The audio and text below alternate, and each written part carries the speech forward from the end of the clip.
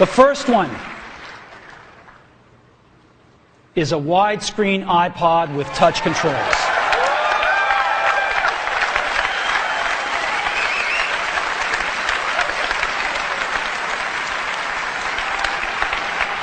The second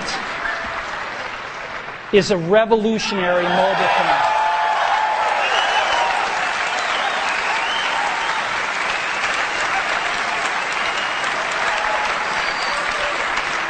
And the third is a breakthrough internet communications device.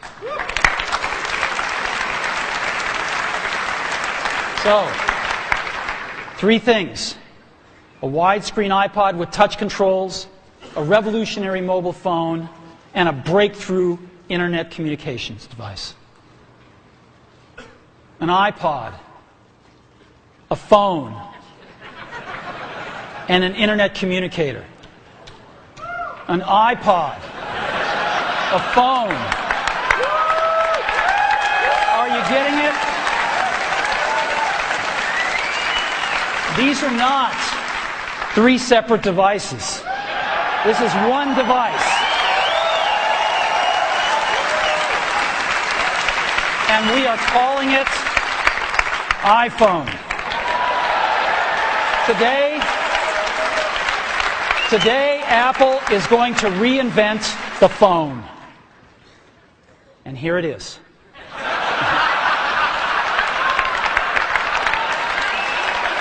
No. Actually, here it is, but we're going to leave it there for now. So, before we get into it,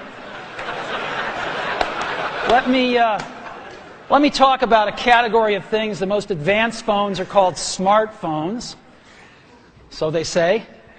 And they typically combine a phone plus some email capability, plus they say it's the internet, sort of the baby internet, into one device. And they all have these plastic little keyboards on them.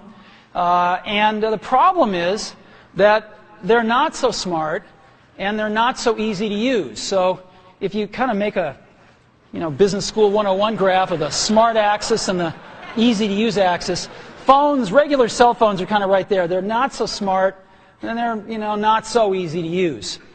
But smartphones are definitely a little smarter, but they actually are harder to use. They're really complicated. Just for the basic stuff, people have a hard time figuring out how to use them. Well, we don't want to do either one of these things. What we want to do is make a leapfrog product that is way smarter than any mobile device has ever been and super easy to use. This is what iPhone is. Okay?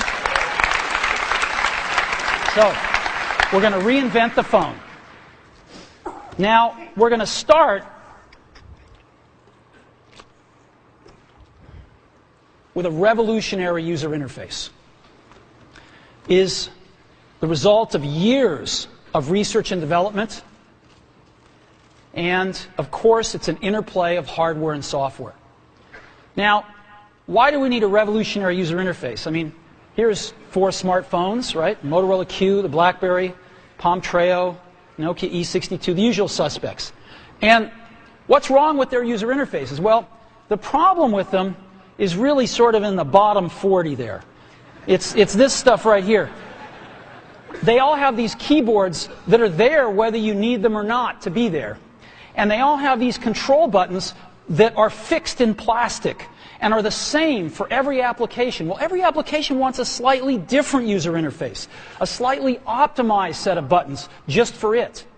And what happens if you think of a great idea 6 months from now? You can't run around and add a button to these things. They're already shipped.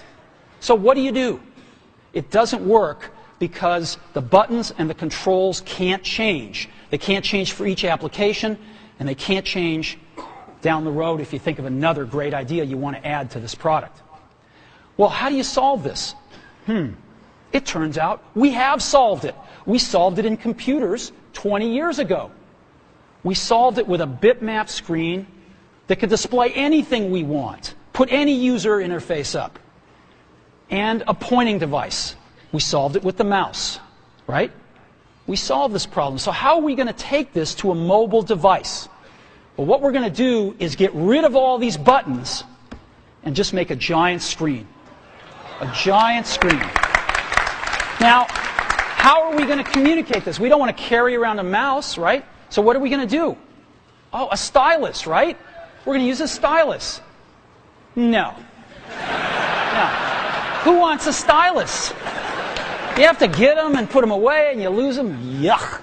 Nobody wants a stylus. So let's not use a stylus. We're going to use the best pointing device in the world. We're going to use a pointing device that we're all born with. We're born with 10 of them. We're going to use our fingers.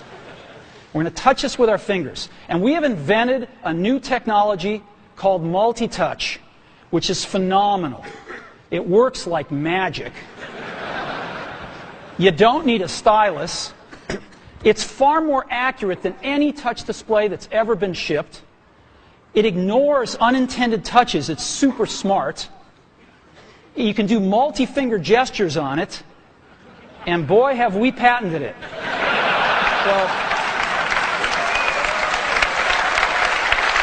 So, we've been very lucky to have brought a few revolutionary user interfaces to the market in our time. First was the mouse. The second was the click wheel. And now we're going to bring multi-touch to the market. And each of these revolutionary user interfaces has made possible a revolutionary product. The Mac, the iPod, and now the iPhone. So, a revolutionary user interface. We're going to build on top of that with software. Now, software on mobile phones is like baby software. It's not so powerful. And today, we're going to show